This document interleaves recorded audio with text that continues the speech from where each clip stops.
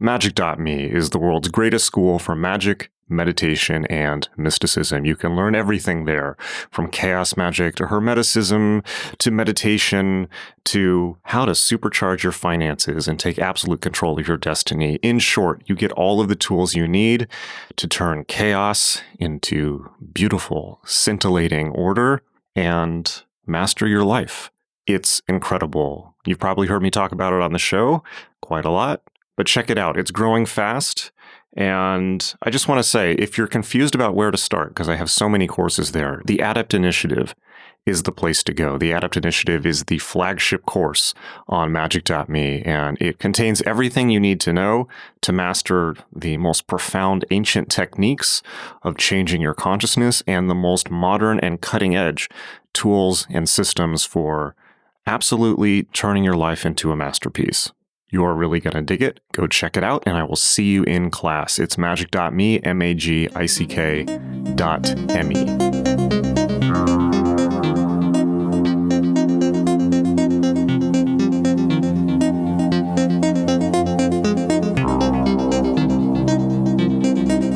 Yes, hello. It's Jason Liu. Welcome back to the Ultraculture Podcast. We're going to do another episode that is answering write-in questions. We did one a few episodes back, and I actually got really positive feedback about it on Instagram. So we're going to roll with that. We have tons. We have, probably something like 18 pages of student questions that have been written in over the last couple of years that just haven't been fielded yet. So we're going to go with this format. If you like it, please tell us on social media or email. If you don't like it, please tell us also, but people seem to like this. Okay, so the theme for this one, because we're going to kind of theme these episodes and focus them around specific topics of focus, of course, is the importance of your day-to-day state. Now, this is something that I've talked about a lot in courses. I've talked about it in podcasts, but it's something that I think I should just keep coming back to because it's so critically important, and it's something that we forget all the time. And quite frankly, it's something that we need to be reminded of probably multiple times a day, which is one of the reasons that having any type of spiritual practice or practice geared towards changing your day-to-day state is so important. So what do I mean by this? My kind of grand theory of magic and meditation is that it is meant to get you into your parasympathetic nervous system instead of your sympathetic nervous system. That is, if you sat me down in front of a panel of academics and scientists and they demanded that I justify myself as a heretic to them, then that is what I would say. I would say that all of these spiritual practices or mystic practices or religious or magical practices from the last several thousand years, if you really boil them down and really look at what they're actually doing from a 1000% scientific perspective, they are getting you into your parasympathetic nervous system instead of your sympathetic nervous system. And that's pretty much it. We can jettison all the iconography and mythology and dogma and edgelordery and all of that. That's pretty much it. The parasympathetic nervous system is obviously where you are when you are calm, relaxed, focused, in a flow state, feeling your best. And the sympathetic nervous system is the fight or flight. That's when you're freaking out. Everything seems like it's attacking you. You constantly have to decide what you're going to do and if you need to run away or fight. And unfortunately, there are many good things about the modern world and information technology. I spend all day long on the computer, but if you're like me, and if you're like basically everyone else in the world, you are constantly getting updates from your phone about things going terribly wrong in the world. There's a war on, there's coronavirus, there's riots, there's Trump, et cetera, et cetera, et cetera. And that just shreds our nervous systems. And when you combine that with just our day-to-day personal email, text messages, social media messages, essentially constant demands, where all of us are getting constant demands on our attention, constant demands to make decisions on stuff that basically doesn't matter. And in addition to that, we're constantly getting news from all over the world, which is basically all about things going wrong. So that means that paradoxically, whereas we live in a broadly very prosperous, peaceful time, despite things like COVID or World War III potentially happening, despite that, we'll see what happens with that. But despite that, we are pretty much constantly being put in a state of panic by things like advertisers and the news media who depend on that to get our attention, to get clicks and to sell products. So that means that there has never been a more important time than now to learn some great techniques to put yourself into the parasympathetic nervous system, or as we could broadly say, to de-stress, right? And that, of course, includes things like meditation. It includes things like breath work. It includes things like prayer. It includes things like ritual. All of the stuff that we like to talk about here will get you into one version or other of that state. And the reason that's so important is because it's in that state that you're at your best and where everyone is at their best. It's from that state that not only do you experience deep healing, relaxation, you experience better psychological processing, you can better compartmentalize and work through, stressful things for the day, or maybe even long-term traumas, or kind of catch up your personal story and understand where you've been and kind of, work through things.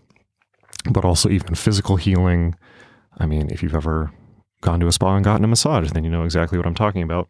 But also, that's the state, in a more creative sense, from which, all the great sports victories have been made. It's the state from which creativity happens, when musicians are fully in flow, or writers or artists are fully in flow. It's the state, by the way, where the best business decisions are made from. And of course, when the best financial decisions are made from. So it behooves us on every level to master getting into incredible states of consciousness. And I don't mean by that, of course, tripping the light fantastic on psychedelics or something like that. I mean your day-to-day state. And this is a place where I really strive to differentiate myself from the vast majority of, let's call them magical teachings, where all of that stuff is focused on engineering extreme breaks in day-to-day consciousness through, psychedelics, ritual, crazy stuff, going balls to the wall and going out there. Now that's great, and I've done tons of that. But on a day-to-day basis, monitoring just your normal waking state is infinitely more important. So with that said, I want to field some questions from students that relate to this. So the first question we get from a student is that I am keeping up with my day-to-day practice. I have my meditation going.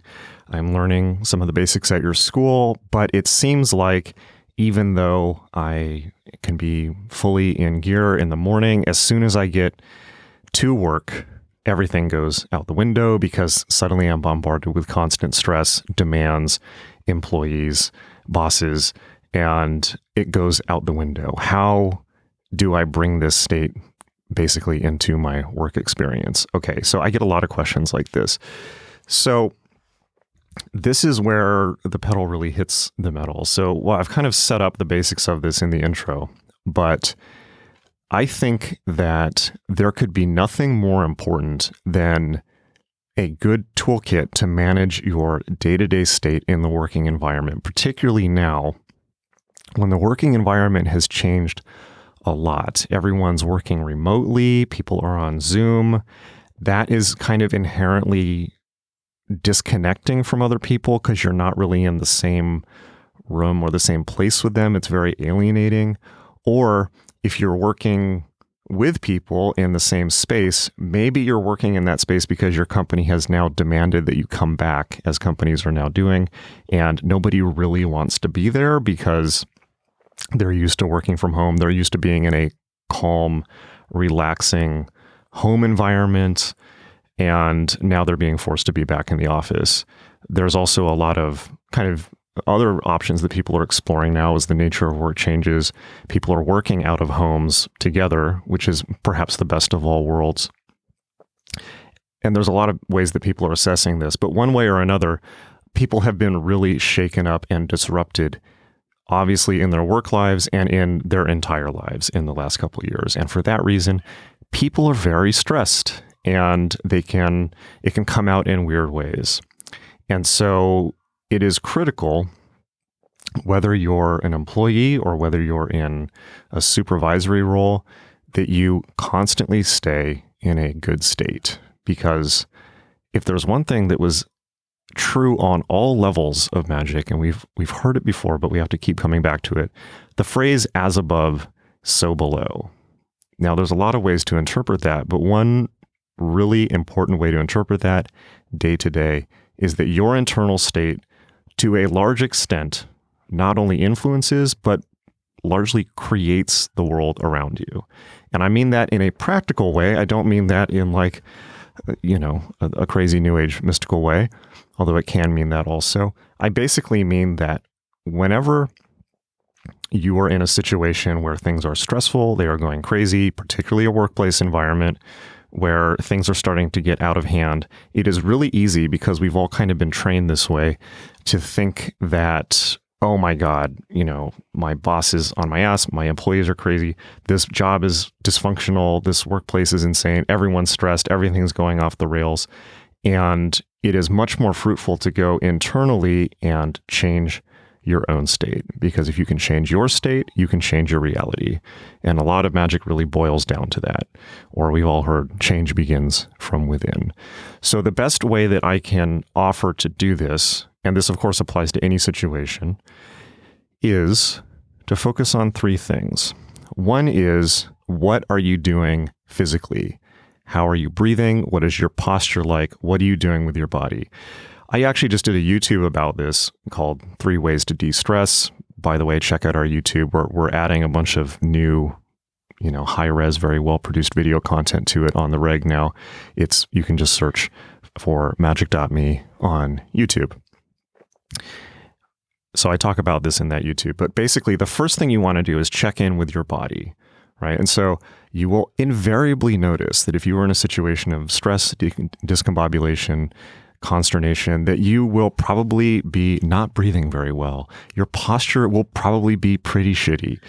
And this has never been more true than in the age of computer work.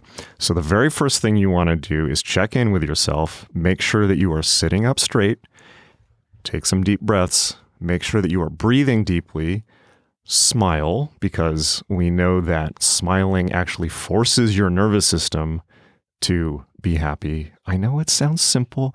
I know it sounds dumb. Just bear with me here. I know it's something that you've heard 1,000 times before, but usually the things you hear 1,000 times, the things that are the most annoying to hear again and again, like brush your teeth, eat your vegetables, those are the things we really need to do. Drink water, right? That's the one I always forget. Eat food. I forget that one actually quite a lot. So take some deep breaths, make sure you're breathing, and then smile, because smiling will force your nervous system into an up state. You can kind of hold the smile until it's there. And by the way, particularly in a stressful situation, particularly in a workplace situation, there's nothing quite as intimidating as a happy person. So just think about that. And of course, check in with tension, because the first thing that we do when we're in a stressful situation is tense up. That might be in your fists, your hands, that might be in your upper back, it might be in your neck, your whole chest may, essentially collapse in on itself, and your breathing may be restricted. So you got to check that and basically just force override it and force yourself to be in a good state. And this is something where magic really, I know this is a subtle point, but again, bear with me. This is somewhere where magical thinking dramatically and very effectively breaks with perhaps the psychoanalytic school, right? And it doesn't break with mainstream psychology like cognitive behavioral therapy, for instance, where it's very aligned with. But, for instance, what I mean by that is if somebody's in a really going through a tough time in life, if they're tense, if they're having a lot of difficulties. The original kind of Freudian psychoanalytic school is, well, let's talk about this and figure out why this happened and what's going on and what happened in your childhood to produce this state. And then eventually in 30 years and, many, perhaps hundreds of thousands of dollars of therapy bills, you will at least understand why you are not feeling good by the time you're 60. And then at least but it's not going to fix you. Okay, that's psychotherapy. However, things like, let's say, cognitive behavioral therapy, more modern schools of psychology, but also, let's just be blunt about it, magical thinking, are just fake it until you make it, right? Just force the change to happen now and let the story catch up with it. And if I was to be just straightforward about a magical way of thinking, no new age, nothing, it's that. Let the story catch up with your actions rather than wait for the story to match an action output. So the psychotherapy approach is just sit there thinking, okay, well, what did I go through? What do I want to do? What's going on? What are these people in my life? What is my relationship with my parents like? Blah, blah, blah, blah, blah. Eventually, with the hope that the story will align at some point to produce different actions that are in line with that story. Well, I hate to break it to you, but things change so fast now, and the world is so fast-paced that we will never have the luxury of coherent stories on any level ever again in our lives, either personally, globally. Just nothing makes sense, okay? It's chaos. Roll with it. Accept it. Chaos magic. That's how it works. Live with it. Thrive with it. Embrace the fact that we live in the postmodern, hypermodern desert, okay? It's good because it's actually a really good thing. It's good that there's no set meaning. It's good that there's no master narrative. It's good that you don't have a fixed story about yourself, because if you had a fixed story about yourself, you would be trapped by it, and the same would be true for the world. So embrace chaos and just smile, okay? Force the change to happen that you want to happen and let the story catch up with it. And that can be as simple as grounding it into the body and just forcing yourself into a positive state without coming up with a reason why. So just to simplify that even further, make the change happen. Don't worry about why. Just focus on the how. Let the why take care of itself. That's magical thinking. Okay. So that would be the first thing to do in that environment. Change your physical state. Why? Because. Right? That's it. Why? Because you say so. That's also magical thinking. Don't sit there coming up with why your state should change. Just do it because it is your capital W will to do so. There, no ritual required. The next thing you want to do is take a step back and think, what are you placing your focus on in this situation? So invariably, when we're in stressful situations, we focus on the stressor. And when we focus on the stressor, we immediately get into a reactive feedback loop. And this is something that is really critical to understand, that has been pointed out by basically every meditation tradition. It is particularly pointed out very well by Buddhism, particularly Theravadan Buddhism. It's even pointed out well by L. Ron Hubbard actually pointed this out very well with Scientology. He didn't get everything wrong. I'm not pro Scientology. Just bear with me. I read everything. Okay, like I'm a heretic. But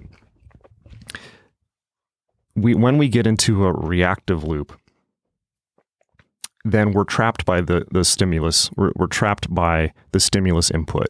We are reacting like robots, and I think that this is the real meaning of spiritual teachers like Gurdjieff, who said that essentially humans are like robots. Right? I don't think he meant that, people are actually robots or that people are actually soulless NPCs or something like that. I think that what he meant by that is that we are largely all the time asleep because we are trapped by our reactive mind. We're trapped by our response to stimulus. We're behaving as a stimulus input mechanism, or as it says in the Book of the Law, the slave shall serve. That means that we are enslaved to our stimulus input, essentially, and it requires executive function, which is the last part of the brain to develop, which is why it's so tricky. It requires executive function to step out of that and make a decision by force of will to not react. And that also is just that's a core thing. So the way that we don't react to this stimulus is by changing our focus away from it. The human mind has something like a 16-bit input, short-term memory capacity in actual computer terms. I mean, like the amount that we can actually focus on at any given time is extremely limited.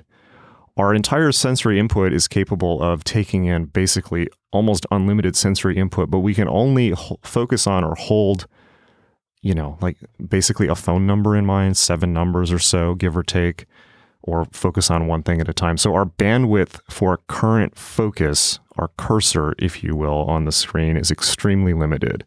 So it behooves us to make sure that the cursor is on the right thing.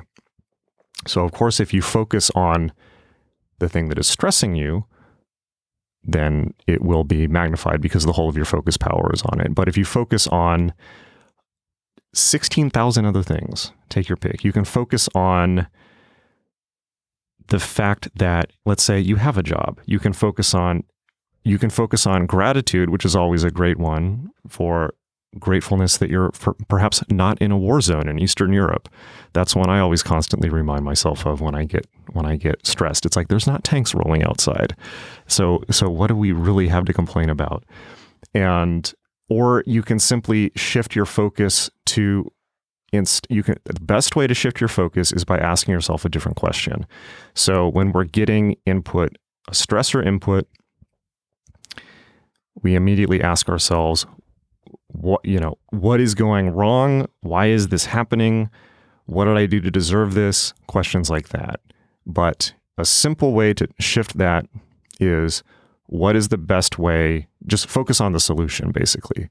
Instead of focusing on why the problem is happening, focus on, okay, what is a solution to this that would make everyone here happy, right? So even something as simple as that, changing your focus from the problem to at least asking the question of, at least beginning to look for the solution.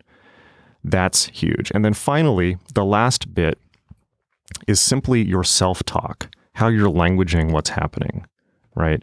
And this is also critical.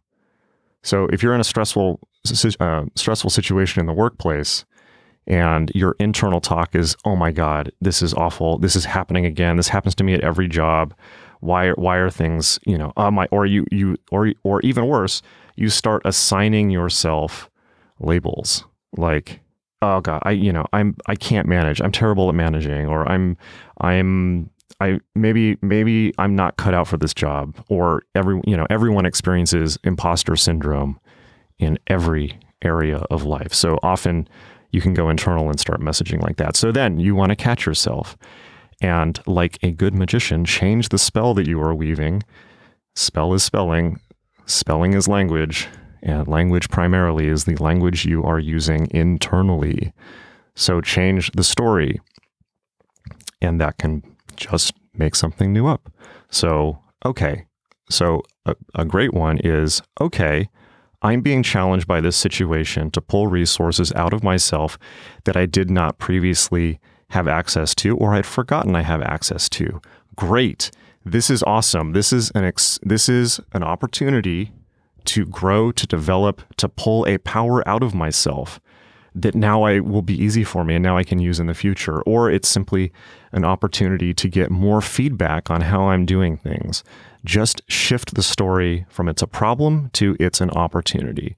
Now, we've all heard platitudes like this, spiritual, new age, self-help platitudes, like, focus on, your gratitude determines your latitude, or focus on, make it an opportunity, not a problem, things like this. The whole spiritual marketplace is awash with these kind of one-liners, these thought-stopping cliches, as the cult psychologist Robert Lifton would have called them. But at magick.me, I strive to give you the actual theory behind things so that you don't have to be reliant on crappy spiritual memes on Instagram or teachers, or you actually understand the mechanisms underneath these things so that you don't need to follow what somebody else says. You just understand how the technology works and you can apply it in your own way to your own life. So whether you're in a stressful situation at work or at home, And there's actually a lot of blur between those two things in your personal life, or where people often experience the most stress of all in their personal relationships with the people closest to them, because that's where we start to let our guard down and we start to have expectations. And that's when things get, and we have the most emotional investment. So that's when things get really stressful, wherever the stress happens to manifest, wherever you get into a rough patch or a rough situation. Remember these 3 things. Number 1, change your physical state. That means breathe. That means sit up straight. That means smile. Anything you can do to change your state from a stressed, tensed down -1 into an open, responsive, engaged, and capable one. Just do it. Don't worry about why. Change your physical state. That does like 80% of the work. Number 2, change what you're focusing on. That's also basically very straightforward and easy. It just requires will. It just requires, and in my way of thinking, will just means a decision that you make. That's it. It's not some superpower. It's just will means deciding to do one thing and not do the other things you could have done. That's will. Okay. So it means choosing to focus on something else, i.e., focus on finding the solution in the situation rather than focusing on the problem and why it's so fucking bad. Number 3, change your language. Change how you're languaging things around what you're experiencing. And that primarily means changing the language you're using internally. It, of course, also means change the language that you're using in social interactions with people, especially in relationships and the workplace. Very carefully pay attention to what you're saying. Make sure that what you're saying is not reactive, but that you think before you speak. If human beings thought before they spoke, it would solve so much. Do that, but change your internal language, change the story you're telling yourself, change who you're telling yourself you are, from being in a stuck spot or a stress spot or an attack spot to being in a space where you have total control, freedom, choices, opportunity, and ability to assess the situation at hand. So again, change your physical state, change what you're focusing on, and change the language you're using to talk to yourself. Now, I'm not the first person to come up with these. Lots of people have talked about this. You can find people talking about this in Buddhism. You can find people talking about this in NLP, like Tony Robbins talks about this type of stuff a lot. So I didn't invent this stuff out of the blue, but I have been now spent a quarter of a century going through all of these techniques. And so when I share things with you that I have learned, they are, you can be assured, the most effective ones, because I'm very good at distilling all of this stuff down into the things which actually work. So how will you know you've done it right? It's actually, now this is my original contribution. How will you know that you've done it right? Here's what I would suggest. If you are in a situation of total stress, usually the reason you are stressed, usually the reason that you are in a fight or flight state, meaning your sympathetic nervous system, is that you feel you have no optionality. The fight or flight state occurs when you literally are out of options except to run away or attack. And your nervous system actually shuts down to focus and to adrenaline dumps and focuses you on those two things. And when you get into the adrenaline dump tunnel, it is there to protect you. And it basically only has those two options. Use your adrenaline to run away as fast as possible or to attack, and use the entire resources of the nervous system to do that. And therefore, everything is directed away from any other option. And that would have been very helpful. It's very helpful in a war zone, I'm sure, but it's not helpful really in an office, and it's certainly not helpful in a personal relationship. So you know when you've done it right, when you feel a sense of many options and many decisions you can take. That's the indicator. If you've shifted yourself effectively from the sympathetic to the parasympathetic nervous system, it's not like you're suddenly going to be in a spa state. You're not going to suddenly be in bliss. If you are, that's great. But you will know that you've done it right by suddenly having a feeling that there's a lot of things you could do in the situation, and you have at least 1 inch of distance, 1 second, 2 seconds, 3 seconds of window before you say something or before you make a decision to take to choose from many different options. That's how you know that you're back in a great state, you're back in a resourceful state, you're back in a parasympathetic state. So that is the indicator that you've done it right. And that is what I'm adding to these very tried and true old methods. Look for a sense of internal optionality. That's how you know you've done it right. Okay, so that's what I have for you today. I was going to answer actually a bunch more questions, but I kind of went so long on that one and I think that one summarizes so much so well. I mean, it covers so much that literally like this answer will apply to whatever your other questions are. This will always be the answer pretty much.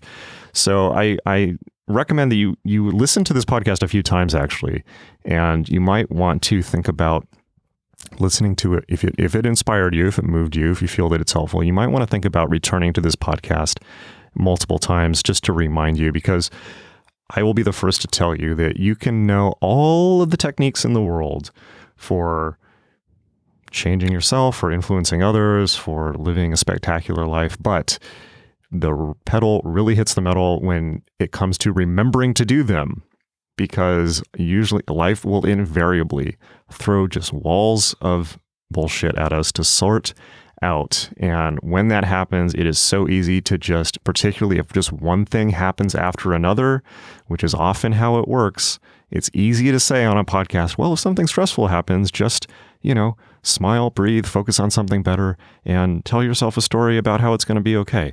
That's 100% true. It really is. The tricky part is doing it consistently. Like, for instance, if 17 things hit you all at once. But again, let's think about this. Smile, stand up straight, because this will happen in the future. Sometime in the future, a giant wall of pulverizing events are going to happen to you that are going to shake up, there may be deaths in the family, there may be job losses, there may be, war for all we know. There could be, illnesses. This is inevitable. Old age, sickness, and death happen to all beings, unless you're Jeff Bezos and you can afford not to have them happen to you. But we'll see how that goes. Jeff Bezos is trying to cure aging right now, and I, for one, cheer him on. That would be awesome. It would be great to have your loved ones forever. So, but that aside, crazy transhumanist stuff aside, old age, disease, and death happen to us all. So life is chaos. Life is change. So it's going to happen in the future. So be prepared for it. And when you think of these things potentially occurring, that's the other thing, in advance, because sometimes throughout the day, you may be assailed with thoughts like, what if this happens? What if that happens? That's the time to actually respond. Sit up straight, smile, breathe, focus on the fact that you have tons to be grateful for. You will have things to be grateful for. You will have people around you that are supportive that you will need to focus on. You will have resources. You can set yourself up for success now and tell yourself that I will experience challenging things in the future, but I know I will rise to the occasion and I will be a stronger person on the other side, because I will have pulled resources out of myself that I didn't previously know I had, and I will level up and get experience points. That's how I look at it. Okay. And on that note, so let's just wrap that up there. Other than the importance of ritual, that's why I teach rituals at magick.me. That's why I offer, for instance, guided meditations. There's a free guided meditation that you can get if you sign up on our mailing list. It's free.magick.me, free.magick.me/start. I know that's a bit of a long URL, but if you go there, there's actually a free guided meditation you can do every morning to get yourself into an absolutely empowered, resourceful, parasympathetic, magical state. So go there, check that out. And there's a lot to be said for having a daily ritual. And that doesn't necessarily have to mean some highfalutin thing. It can be as simple as listening to a guided meditation every morning, or even as simple as when you wake up, making the first thing that you do, thinking of what you can be grateful for. I know it's a simple thing, again, but the simplest things can be the most powerful.